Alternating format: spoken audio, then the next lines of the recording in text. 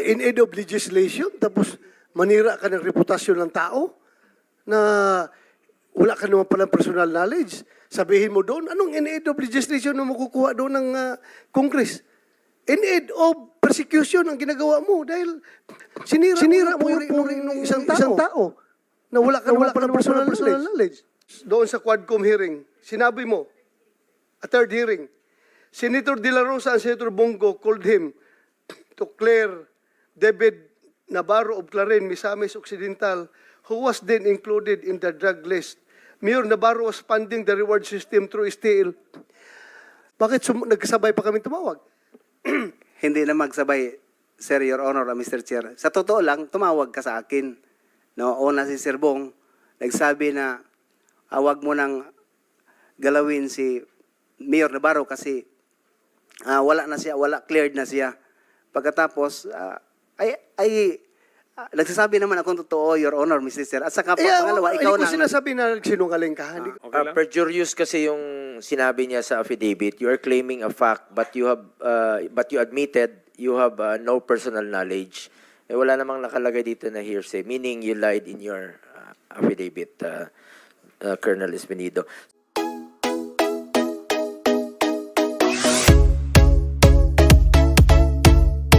The possibility of killing? Sige, just explain to us. Ano yung ibig niyo sabihin? Good afternoon to, Mr. Chair, sa lahat. Good afternoon.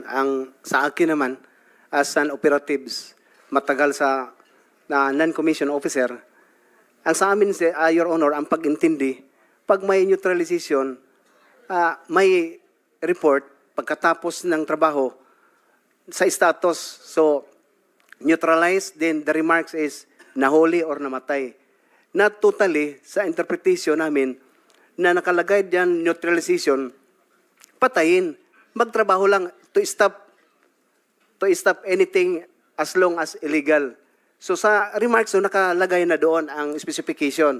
Nahuli, nandoon, final sa court ang complaint at saka namatay, Your Honor.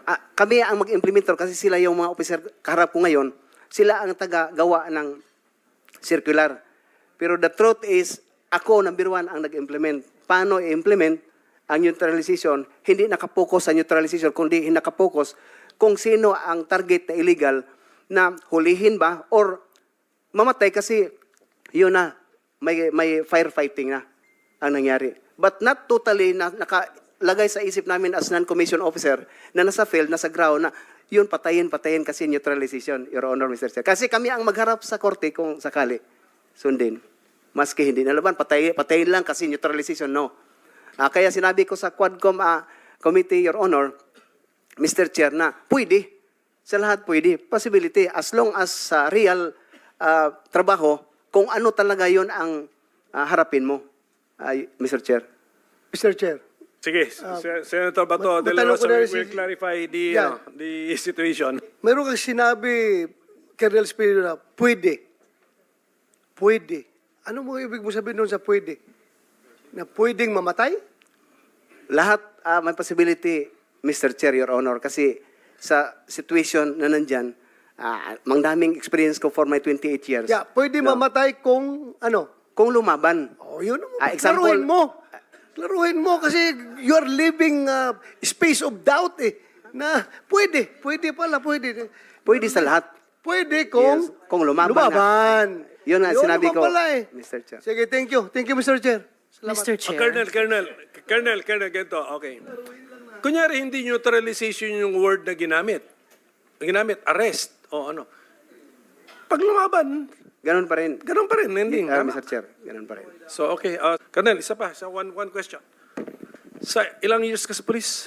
28, Your Honor, Mr. Grabe Chair. yung mga operations mo, high profile, di ba? Yes. Paruhinog, ikaw? Yes, Mr. Chair. Yung early morning raid sa bahay? Yes, Mr. Ilang Chair. patay doon?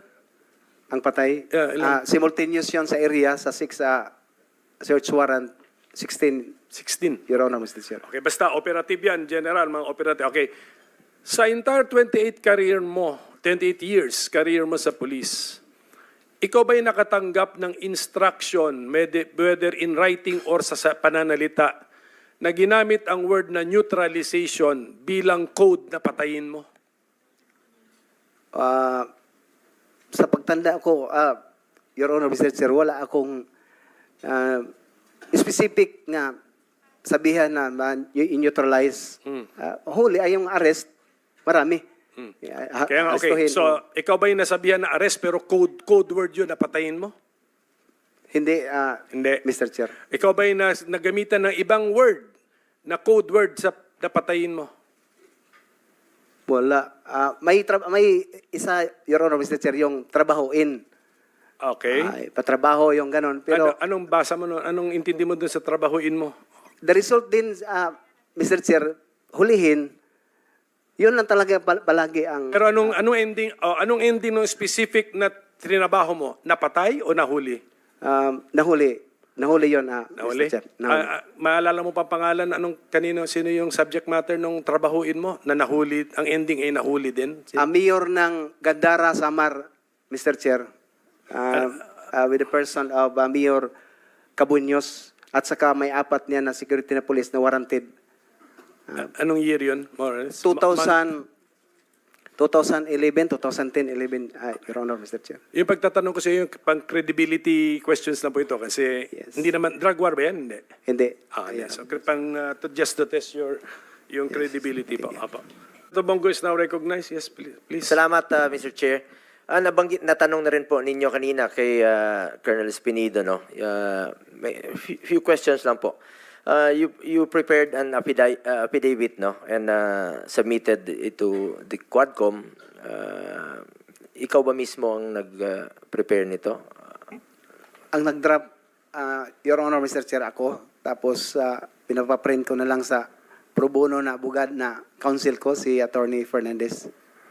At nabanggit mo sa affidavit mo na ang Pogo money po ang ginagamit sa war on drugs. Tama ba ito? According to late Mayor Navarro, Your Honor, Mr. Chair. But personal knowledge, I have... So hearsay po ito. Hearsay. Yes, Mr. Chair. Kailan at hindi pa uso yung Pogo nung panahon yun? Hindi pa nga natin alam yun eh. Hindi natin narinig. At kailan at anong taon ito nangyari, Colonel Espinido? For me, Your Honor, Mr. Chair, I've heard the Pogo, 2007 pa siguro nga may illegal gambling na. No?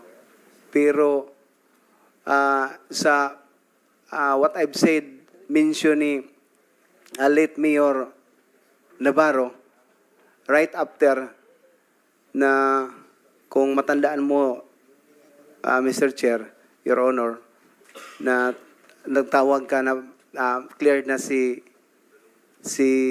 Navarro kasi nagpunta siya sa inyo na parang nagsasabi siya na hinanap ko siya, target ko siya, when in fact ako ang chief of police at the time sa Uzamis. Wala akong pakialam sa Clarin, so focus ako sa Uzamis. But then dumating din yung punto na parang nagpakialam ako sa ibang lugar na hindi naman totoo. So ang pagpunta niya doon sa office ko, kausapin ako na inutusan mo raw na para maklear talaga siya, hindi na siya matakot sa akin, na since isa din, Your Honor, Mr. Chair, na tawagan ko naman lang, sabihan ko naman lang siya na ikaw kasali, tinakot ba? So mag-clear siya para magkausap kami na welcome man siya magpunta sa Uzamis, wala man siyang problema din. So yun ang pag-usap namin at the time. So base sa matagal na yun, ano? Base sa assessment mo, okay na siya, cleared na siya. Yun ang nag-usap kayo. Hindi ko rin alam, Your Honor, Mr. Chair, kasi wala man akong list na paano din i-cleared siya kung sakali nasali din siya. So ang katanungan natin dito is sa recollection mo, sa maalala mo, no? Yung sinabi mo, tinawagan kita to clear dito kay Mayor Navarro. Hindi ko lang maalala, mga leader din natin yun doon sa Mindanao. Ang tanong ko lang naman sa iyo, bakit kailangan siyang magpa-clear sa iyo nung panahong yon? Yun din ang naano ko, Your Honor, Mr. Chair, kasama ko nga yung deputy ko, na bakit magpunta siya para sabihin hindi siya matakot sa akin kasi ang pag-alam niya isali ko siya sa list daw. Yon ang pag-intindi ko na magpunta siya.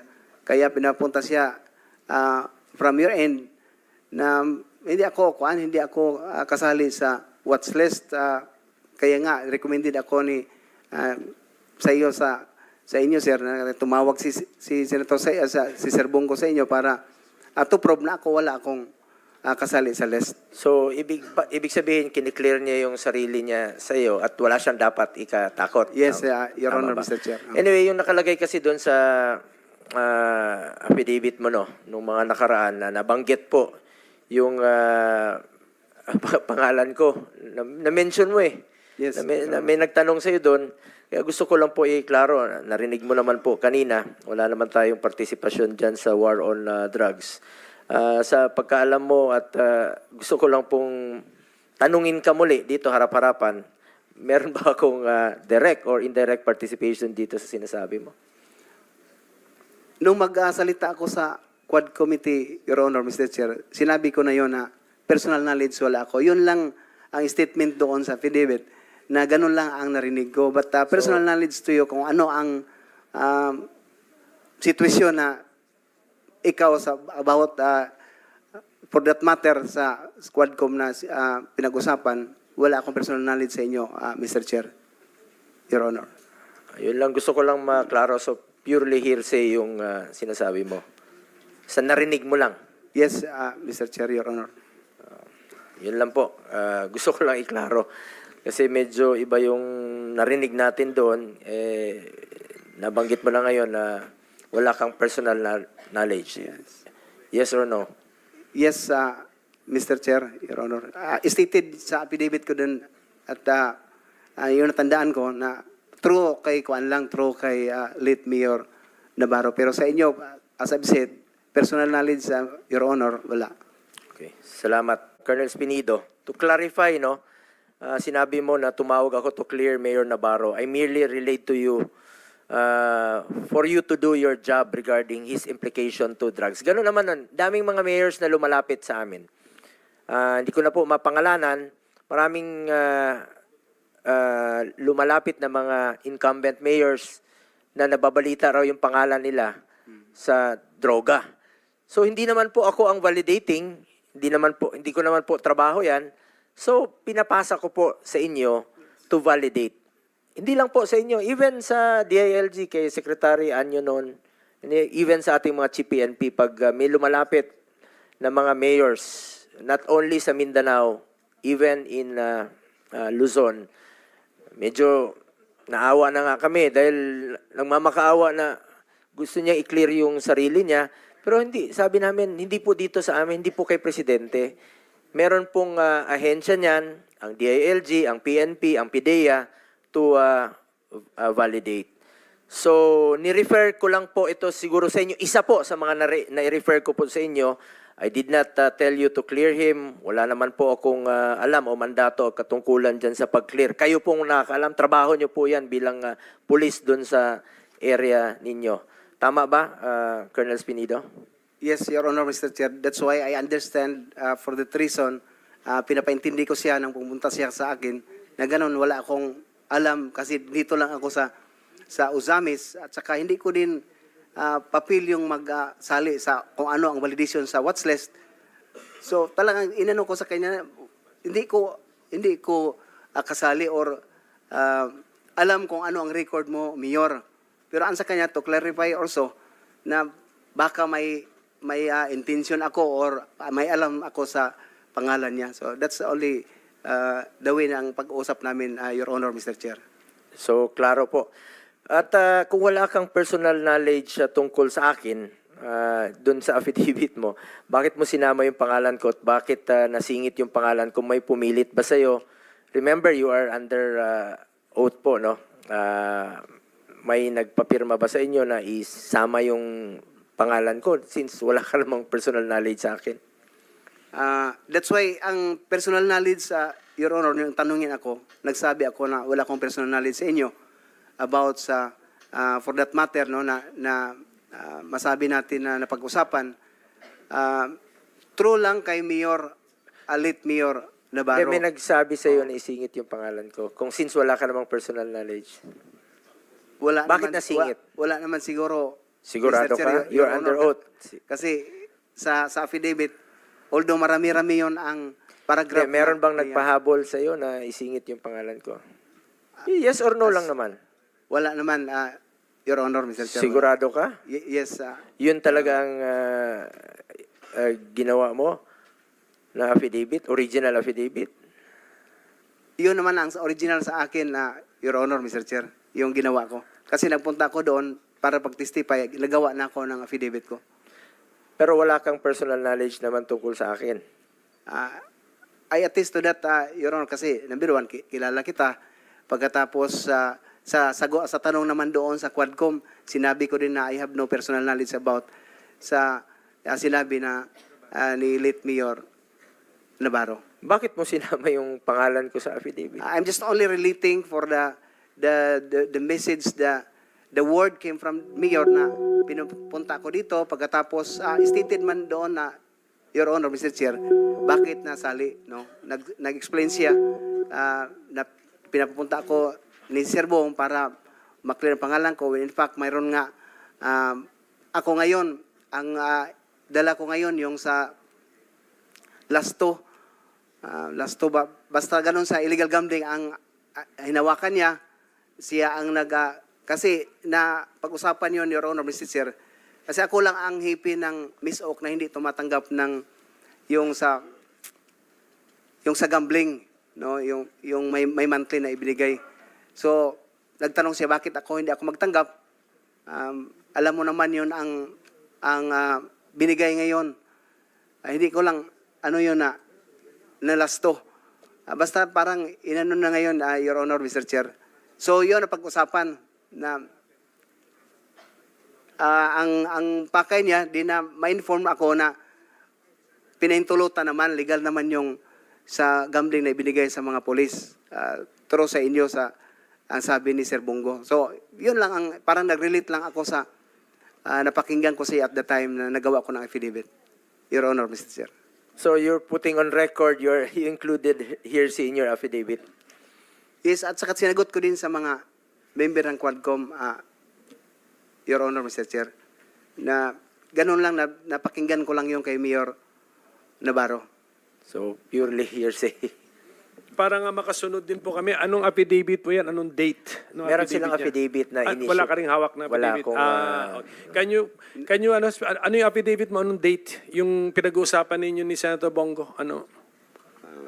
Wala ka ring kopya ang dala ngayon, sir? Nasubmit Wala? ko. Sige, okay. Nasubmit. Just inform us Yes. sa next hearing. Yes. Sige.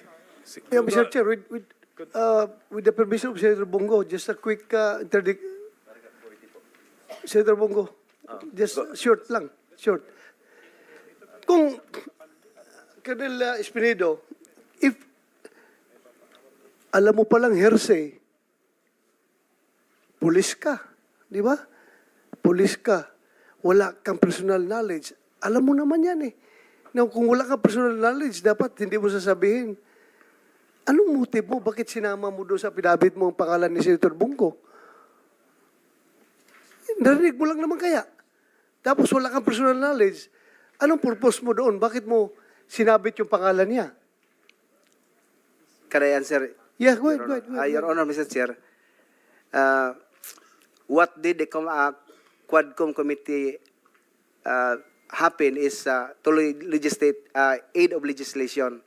So that is not really the proper court that we file a case, and I must have probable cause to refer to the court that indeed person was also involved in that illegal or whatsoever. So yung sinabi ko lang dyan as aid of legislation to give them an information na yun ang nangyari talaga. No? In aid of legislation, tapos manira ka ng reputasyon ng tao na wala ka naman palang personal knowledge. Sabihin mo doon, anong in aid of legislation na makukuha doon ng Congress? In aid of persecution ang ginagawa mo dahil sinira mo yung puri ng isang tao na wala ka naman palang personal knowledge. Ito, madagdag ko lang, with the permission of Senator Bongo.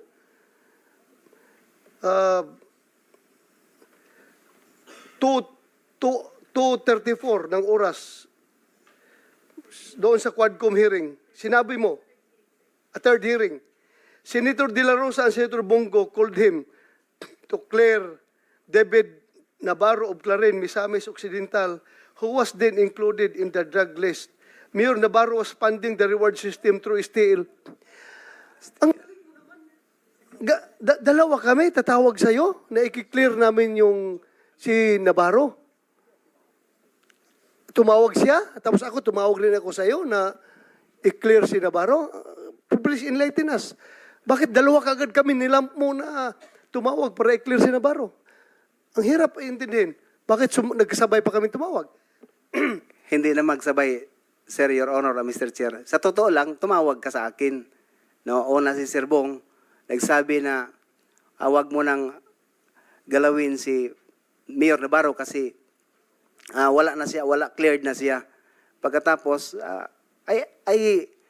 nagsasabi naman akong totoo, Your Honor, Mr. Chair. At saka pangalawa, ikaw hindi ko na... sinasabi na nagsinungaling ka. Hindi ko, ang motive lang tinatanong ko. Hindi ko sinasabi na nagsinungaling ka.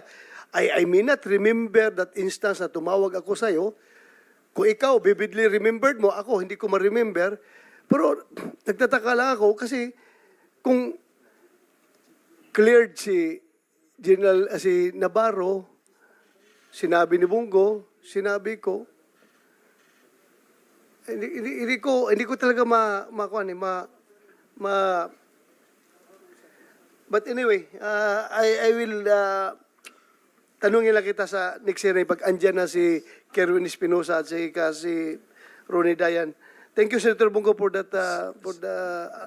for allowing me to interject. Salamat, Senator Bato. Senator Go, are you about to wind up? You have sir, 1 minute to go. Okay lang? Perjurious kasi yung sinabi niya sa affidavit. You are claiming a fact, but you admitted you have no personal knowledge. Wala namang nakalagay dito na hearsay, meaning you lied in your affidavit, Colonel Espinido. So last, no? Sir, before you leave, anong affidavit ba to? Iba yung pinakita sa akin ng council. It's about funding. Ito naman, it's about Navarro, Mayor Navarro. Ibang topic. Related po siya, related. So we're talking about one and the same affidavit. Sige, okay.